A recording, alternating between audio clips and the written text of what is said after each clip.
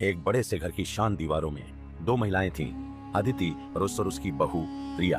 अदिति खुद कभी बहू थी और अब सास थी।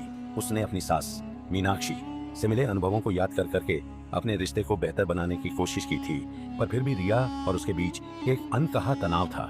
रिया को लगता था कि अदिति पुरानी सोच की है और अदिति को लगता था कि रिया उसकी बात कभी नहीं समझ पाएगी। एक शाम जब घर में सब शांत था, रिया ने अचानक एक बात छेड़ दी।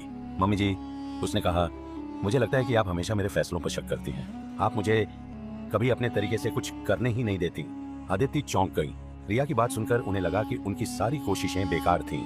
रिया, की मैंने ऐसा कभी नहीं सोचा। आदित्य ने कहा, मैं तो बस चाहती हूँ कि तुम इस घर को अपना मानो। अपना मानना और अपनी मर्जी से जीना दो अलग बातें हैं। रिया ने तीखे स्वर में कहा, मुझे लगता है आप भी वैसी ही हैं जैसी हर सास होती है। रिया की इन बातों से आदित्य का दिल टूट गया। उसे लगा कि इतने सालों में भी वह अपनी सास मीनाक्षी की तरह अपनी बहू को समझ नहीं पाई। उसी पल उसे मीनाक्षी का दिया हुआ लिफाफा याद आया। आदित्य ने अपनी अलमारी से वह पुराना पीला पड़ चुका लिफाफा निकाला। उसने कांपते हाथों से उसे खोला। लिफाफे के अंदर एक पत्र था और उसके साथ एक खाली टिश्यू पेपर का पैकेट। पत्र में मीनाक्षी की सुंदर लिखावट में लिखा था, मेरी प्यारी बहू, अब जब तुम ये पत्र पढ़ रही हो तो तुम भी सास बन चुकी होगी। आदित्य ने वह पत्र रिया को देते हुए कहा, इसे पढ़ो रिया, मुझे उम्मीद है इसे पढ़कर तुम मुझे समझ पाओगी। रिया ने वह पत्र पढ़ा।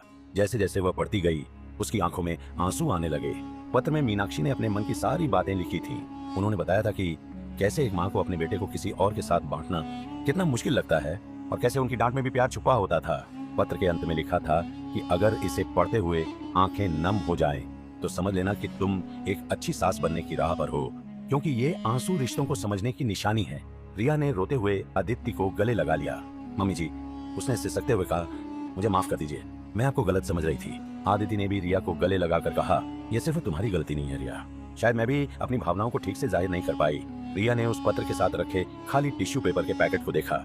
वह समझ गई कि यह सिर्फ आंसू पोंछने के लिए नहीं था, बल्कि यह इस बात का प्रतीक था कि जब वह भी सास बनेगी तो उसे भी ऐसी ही भावनाएं महसूस होंगी। उस दिन के बाद आदित्य ने मीनाक्षी की तरह चुपचाप सब कुछ सहने की बजाय रिया से खुलकर बात करना शुरू किया और रिया ने भी अपनी सास की भावनाओं को समझना शुरू कर दिया। उनके रिश्ते में एक नई शुरुआत हुई जो सिर्फ प्यार और समझ पर टिकी थी। सीख, ये कहानी हमें सिखाती है कि कई बार हमारे शब्द हमारे इरादों को ठीक से जाहिर नहीं कर पाते। रिश्तों में गलतफहमी तब पैदा होती है जब हम अपनी भावनाओं को खुलकर नहीं बताते। किसी को समझना और उनसे खुलकर बात करना हर रिश्ते को मजबूत बनाता है। एक दूसरे के प्रति सहानुभूति और समझदारी ही रिश्तों की असली नींव होती है।